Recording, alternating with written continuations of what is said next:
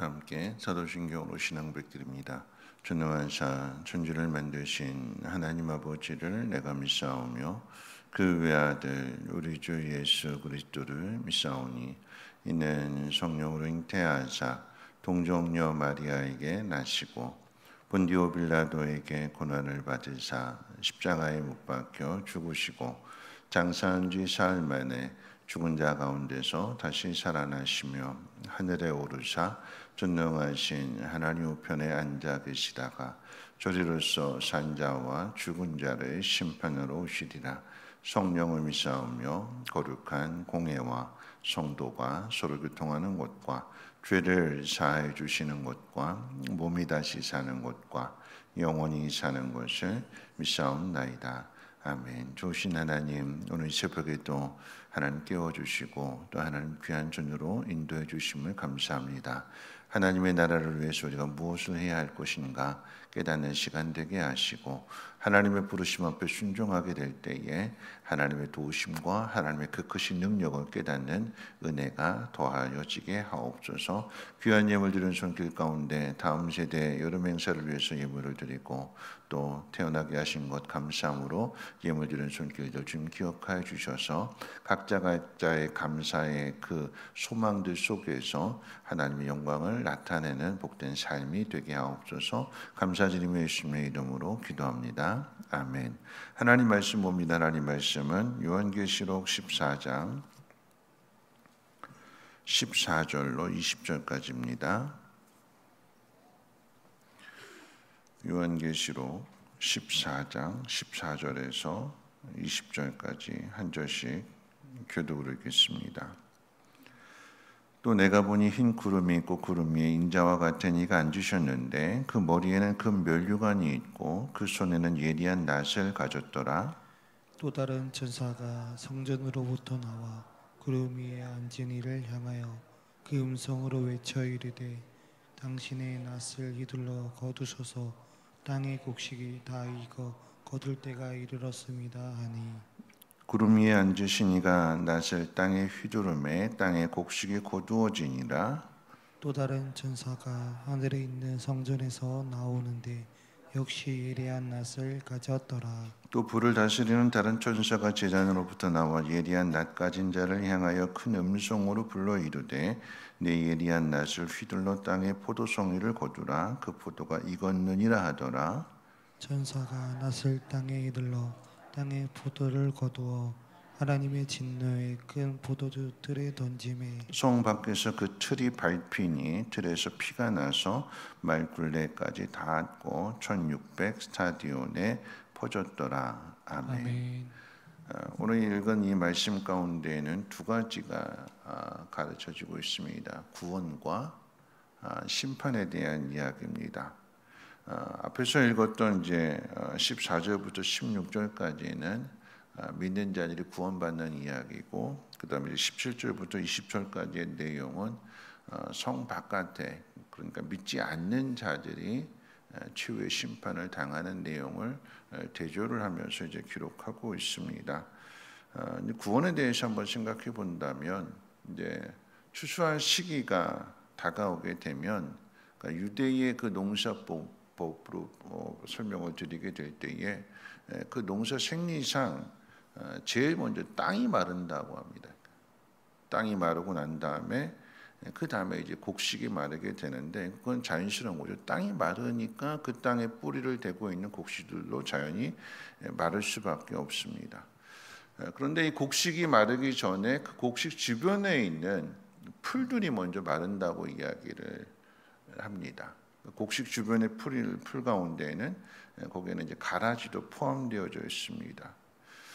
예수님께서 말씀하실 때에 추수할 때가 되면 곡식이 휘어졌다라고 하는 표현을 쓰셨는데, 가장 먼저 이제 마태복음 13장 29절 말씀 가운데 가라지에 대한 비유를 말씀하실 때 이런 말씀하셨어요. 주인이 이르되 가만두라, 가라지를 뽑다가 곡식까지 뽑을까 염려하노라.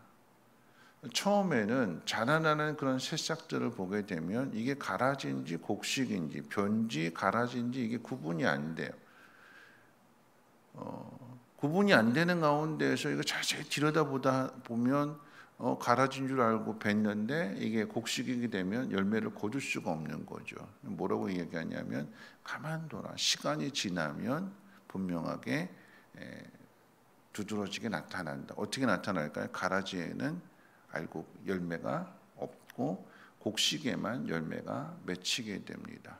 가라지는 쭉 올라가 가지고 키가 높이 커 있는데, 그런데 벼는 어떻게 해요? 열매를 맺었으니까 익어서 고개를 숙인다고 그랬잖아요. 그래서 구분이 되어지게 되는 것입니다.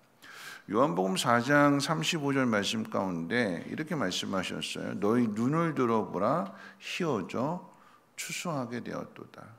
희어져 추수하게 되었도다라고 하는 것은 그 곁에 그 가라지 주변에 있던 풀들이 땅이 마르게 되니까 제일 먼저 이 가라지들이 마르게 되는 것이고, 곡식만 끝까지 남아서 고개 숙인 채로, 예를 들어서 벼로 이야기한다면 곡식이 수거진 채, 우리나라는 이게 노란 거잖아요. 노란, 벼 이상이 노라니까 황금 들판을 이루게 되는. 근데 이제 여기는 밀이다 보니까 이제 하얗게 되었도다 이런 표현을 쓰시는 건데, 무슨 이야기냐면 땅이 마르게 되었을 때에 끝까지 남아 있는 것은 곡식인데, 이것을 무엇으로 표현하냐면 그 곡식은, 벼는 열매를 매달고 있는 거잖아요. 이 낫을, 예리한 낫을 들고 거두게 될 때 이 낫이라고 하는 표현이 스가랴서에서는 두루마기로 표현이 되는데, 그러니까 하나님 말씀과도 연결되어지게 되는 거죠.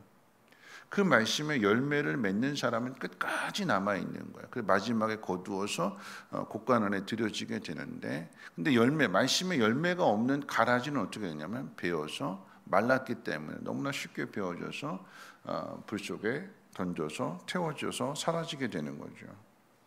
하나님 말씀을 붙들고 사는 사람에게는 열매가 있다라고 하는 것입니다. 하나님 나에게 주신 말씀, 그 말씀을 붙들고 순종하는 거예요. 상황이 어떤 상황이냐, 그 상황을 보는 것이 아니라 그 상황 속에서 힘들고 억울하고 손해보고 그 상황 속에서 하나님의 말씀을 붙들게 될 때에 그 말씀대로 살아가는 사람에게는 하나님의 도우심, 하나님의 함께하심, 그러므로 인해서 거기에 하나님의 그 원하시는 열매들이 맺혀진다라고 하는 거죠. 결국 우리의 삶에 있어서 내가 말씀을 붙들고 살아간다라고 하는 것은, 하나님이 나에게 말씀 주시는 이유는 뭐냐면 하나님의 나라를 위해서 하나님이 어떤 분이신가를 하나님을 믿는 나를 통해서 드러내시고 세상 가운데 나타내신다라고 하는 이야기예요. 그 말씀대로 살아가는 사람에게 하나님은 열매를 맺게 해주시는데, 그 열매가 결국은 나를 마지막 날 끝날까지 나를 견디게 해주는, 열매가 없는 이 가라지들은 땅이 마르게 되니까, 최후의 심판에 그 고난이 오게 될 때 땅이 마르게 되니까 다 말라져서 다 죽어요. 그런데 곡식이 있는, 열매를 매달고 있는 이 벼들은, 이 곡식들은 어떻게 해요? 끝까지 남게 되는 것이고, 그것을 통해서 곡간 안에 들여지게 되는 이 복을 누리게 된다라고 하는 것입니다. 여러분, 지난 주일날 이제 장한수 목자님이라고, 천안제 아산제자교회 안수 집사님인데 중국집 하시는 분이라고 그랬잖아요. 그런데 이분의 삶이, 이분이 잘하시는 게 뭔지 물어봤어요. 제일 잘하는 게 뭐예요? 이렇게 식사하면서 물어볼 때에 이분이 하시는 얘기가 뭐냐면 싸움이래요. 싸움. 맨날 싸우셨대요. 학교 다닐 때도 싸우고, 그 고향이 남원이신데 남원에서 아주 유명한 싸움꾼이래요. 싸움꾼. 그렇게 살아오셨어요. 그렇게 살아오셨는데 예수 믿게 되고, 예수 믿고 나면서 이제 삶이 달라지기 시작하게 되는데, 그냥 딱 하나 단순하게 순종하게 되니까 하나님이 복을 주시는데, 여러분, 이 복이라고 하는 것은요, 아주 달콤하고 화려한 모습으로 오는 게 아니라 고난으로 찾아와요, 우리한테. 이분에게는 정말 뭐 1급 큰 딸의 1급 장애, 왜 하나님께서 그 앞서 아들을 주셨는데 특별한 아들은 태어난 지 9일 만에 하나님 데려가시고 딸을 주셨는데 일급장애. 그 속에서 순종.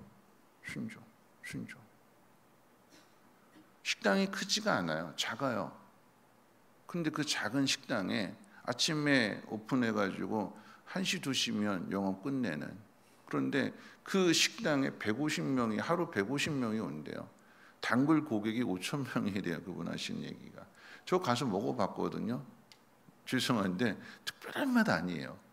아니 여기가 왜 유명하지? 왜 이렇게 2시에 모든 걸 다 장사를 마감해야 될 정도로 이렇게 그날 재료 다 소진할 정도로 이렇게 사람들이 찾는 거지? 메뉴가 많은 것도 아니고 되게 조촐하고 간단하고 그게 아주 특별한 맛도 아닌데 근데 사람들이 와요. 뭘까요?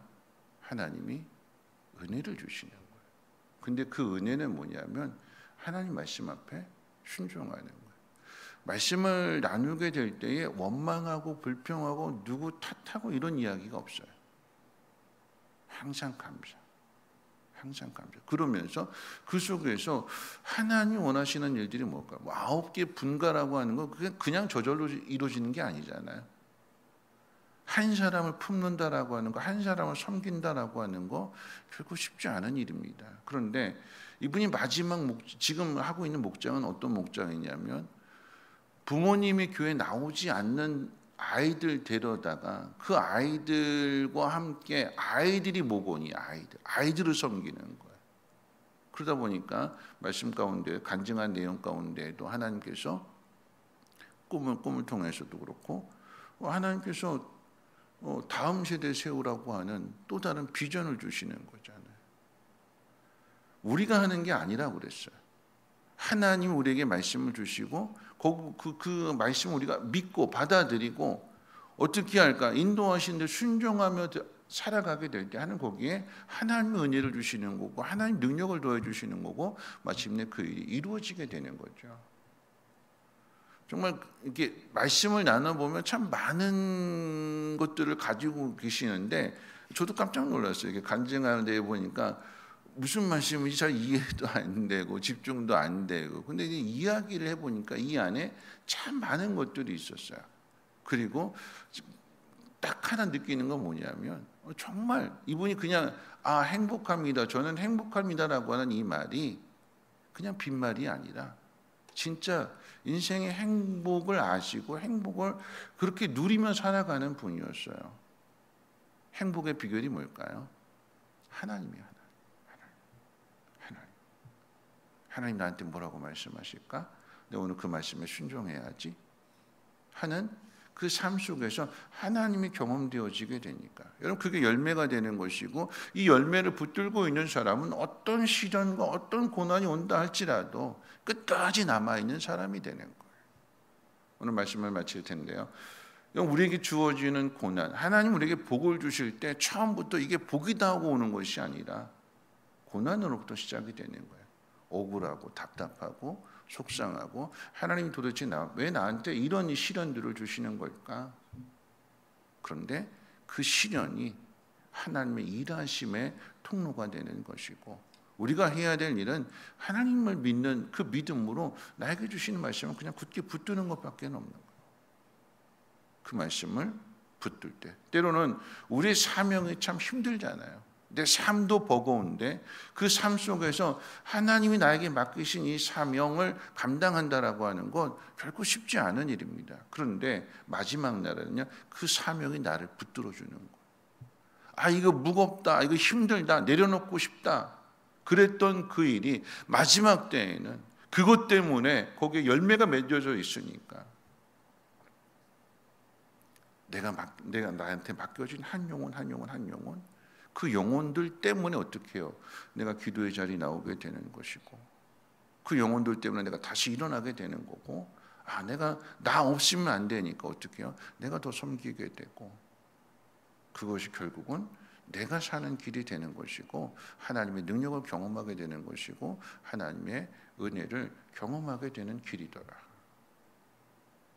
하나님의 일은요, 또 하나님 주시는 복은 우리의 생각으로 우리가 원하는 그런 루트로 오는 것이 아니라 하나님은 전혀 다른 길로, 전혀 다른 방법으로 일을 행하시는 하나님이십니다. 오늘 우리가 살아가는 삶의 모든 환경들 속에서 억울하고 답답하고 사방에 우겨싸임을 당해져 있고 나 혼자만 있는 것 같은 그런 상황이 있을 수 있어요. 하나님이 안 계신 것 같고 왜 이래야 되는지 해석이 되지 않을 때도 있습니다. 오늘 요한계시록을 기록한 요한 사도가 그런 상황이잖아요. 왜? 주님 오신다고 그랬는데 왜 안 오시고, 왜 빨리 안 오시고, 언제 오시고, 내 동료들은 다 죽었고 나만 남았는데 언제 오시려나. 그런 상황 속에서 이 말씀을 환상을 통해서 주시는 거죠. 끝까지 주님의 약속을 믿고 믿음으로 그 길을 걸어가라. 요한의 삶을 통해서 우리에게 가르쳐 주시는 것은 하나님 말씀을 붙들고 끝까지 남아있는 자가 되라. 그럴 때에 주님이 다시 오시는 것이고, 그래서 예리한 낫을 통해서 열매가 있는 알곡들을 거두어서 곡간 안에 들이시는 것입니다. 오늘 저와 여러분들이 끝까지 남아있을 수 있는 힘들고 어려운 상황 속에서도 주님의 말씀을 붙들고 이겨낼 수 있는 우리 모두가 되시기를 주님의 이름으로 부탁을 드립니다.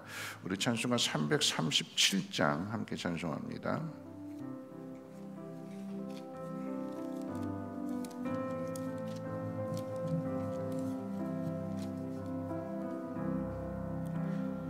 내 모든 시험 무거운 짐을 주 예수 앞에 아뢰이면 근심에 쌓인 날 돌아보사 내 근심 모두 맡으시네.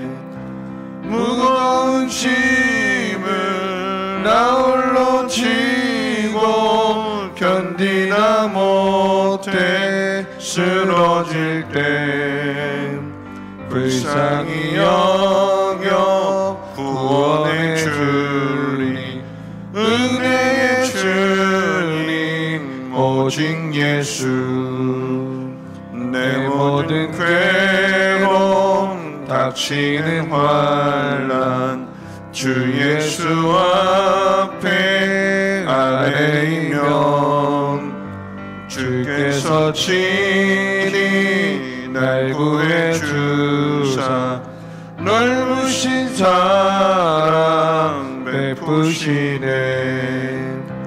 무거운 짐을 나 홀로 지고 견디다 못해 쓰러질 때 불쌍히 여겨 구원의 주님, 은혜의 주님, 오직 예수.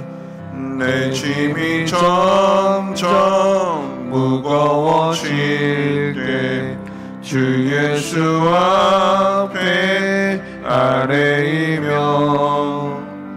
주께서 친히 날 구해주사 내 대신 짐을 져주시네. 무거운 짐을 나 홀로 지고 견디다 못해 쓰러질 때 불쌍히 여겨 구원의 주님, 은혜의 주님, 오직 예수. 마음의 시험 무서운 죄를 주 예수 앞에 아뢰이며 예수는 나의 능력이 되사 세상을 이길 힘주시네. 무거운 짐을 나 홀로 지고 견디다 못해 쓰러질 때 불쌍히 여겨 구원의 주님, 은혜의 주님, 오직 예수. 우리 함께 기도하실 텐데요. 복은요, 복은 우리 다 복받기를 원하는데 여러분, 이 복은 처음부터 복으로 오지 않아요. 고난으로 옵니다. 근데 그 고난 속에서 하나님 말씀을 붙들고 살아가는 것. 여러분, 주일날 간증하신 내용 가운데 목자로서 21평 아파트인데 거기에서 30명이 모였대요. 30명이 모여서 나눔을 합니다. 다 할 수가 없어서 30명이 하나씩 하게 되면 다 할 수가 없어서 딱 최고의 감사 하나씩만 서로 나누도록 하나님이 그 모습을 보시고 그 가정에 복을 주시는 거죠. 이건 복은요. 뭐 아파트 넓은 데로 뭐 39평으로 넓은 데로 이사, 이게 복이 아니라 진짜 복은요, 그 30명들 가운데 그분의 제자가 만들어진다는 얘기예요. 봤으니까, 아, 이렇게 우리를 섬기는구나. 나도 그렇게 해야지. 이런 섬김을 받았으니까, 이런 사랑을 받았으니까. 그걸 꼭 붙들고 살아가는 사람, 그 사람은 어떤 상황 가운데도 흔들리지 않습니다. 하나님 말씀을 신뢰하며 붙들 때에 피곤했던 발이 다시 힘을 얻게 되는 것이고, 지쳤던 마음에 생수가 공급되는 것이며, 여러분, 그럴 때에 초점이 흐려졌던 우리의 눈이 다시 십자가의 주님을 바라보게 되는 거죠. 이 새벽 기도하실 때에 내가 하나님 말씀 붙들고, 내게 주어진 이 상황 속에서 하나님 말씀 붙들고 내게 주신 사명 감당하면서 나아가겠습니다. 주님 나를 도와주시고 주님의 크신 능력으로 함께 주시옵소서. 우리 함께 통성으로 하나님 앞에 기도합니다. 사랑 많으신 하나님 아버지, 감사합니다. 오늘도 하나님 말씀을 듣고 하루를 시작하게 될 때에 하나님 말씀을 붙들며 살아가기를 원합니다. 하나님, 곡식들이 휘어져서 추수할 낯을 기다리고 있는데 끝까지 남아있는 믿음의 사람들 되게 하옵소서. 하나님, 처음의 모습은 다 똑같았는데 그런데 시간이 지나면서 갈라지게 되는 것은 열매가 있느냐 없느냐일 것입니다. 하나님, 가라지의 모습도 또 벼의 모습도 똑같은데 시간이 지났더니 벼는 곡식들을 가지고 익어서 머리를 숙입니다. 하나님, 그 모습 속에서 하나님, 키가 더 큰 모습이 더 높은 모습인 줄 알았는데 나중에 그 가라지는 다 말라서 낫으로 배임을 당하게 되는 것이며, 그리고 불에 던져지게 됩니다. 그런데 열매를 맺었던, 곡식을 품고 있었던 그 알곡들은 거두어져서 창고 안에 들여지게 됩니다. 하나님이 믿음이 우리의 믿음 되게 도와주시고 끝까지 말씀 붙들고 살아낼 수 있는 믿음의 사람들 되게 도와주시옵소서. 우리의 연약함과 부족함이 있지만 그렇기 때문에 더욱 주님을 신뢰하며 주님을 의지하며 주님 앞에 기도할 수 있는 우리 모두가 되게 하옵소서. 내게 주신 사명 때문에 오늘 이 새벽에도 하나님 앞에 기도하러 왔습니다. 하나님, 부모로서의 사명, 또 교회 안에서 목자나 교사로서 또 여러 가지 직분과 관계된 그런 여러 가지 사명들, 하나님 이 사명 잘 감당하며 하나님 나라 이루기 위해서 이 새벽에 나왔사오니 하나님의 나라와 하나님의 의를 위하여 기도하게 될 때에 주여 들어주시고 응답해 주시고 우리의 믿음 굳건하게 해주셔서 흔들림 없게 해주시고 다시 메마른 우리의 심령 가운데